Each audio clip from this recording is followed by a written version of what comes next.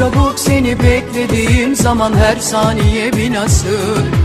El ele göz göze dizlerine yattığım zaman her şey benim. Senle benim arama girecek olanın ölümü yakındır.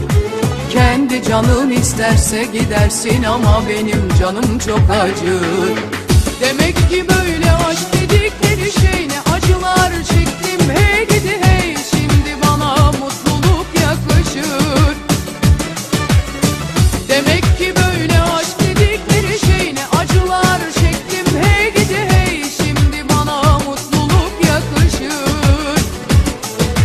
Gitme be daha dur akşamın sabahı var gülüm dikeni batar. Temmuz'u soğutur ellerin beni yakar seninle çok içim var. Gitme be daha dur akşamın sabahı var gülüm dikeni batar. Temmuz'u soğutur ellerin beni yakar seninle çok içim var.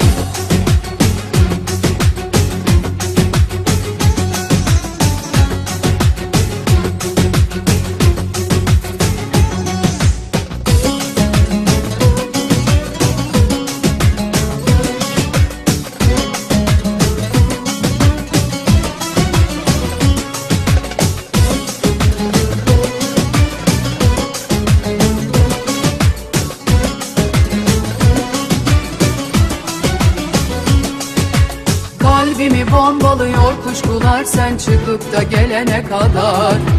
Hayallerim kabusa dönüşür sesini duyuncaya kadar. Korkularım konuşur seninle konuşup susuncaya kadar. Sonra da aynı güneş ısıtır seni de beni de kime ne. Demek ki böyle aşk dedikleri şey ne acılar çektim hey gidi hey. Şimdi bana mutluluk yakışır.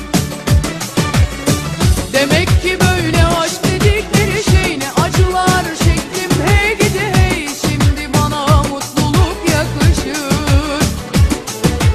Gitme be daha dur akşamın sabahı var gülüm dikeni batar.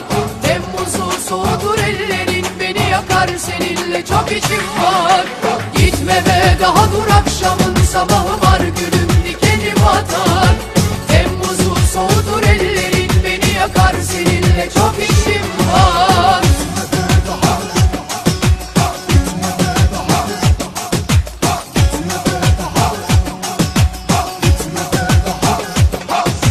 Gitme be daha dur akşamın sabahı var.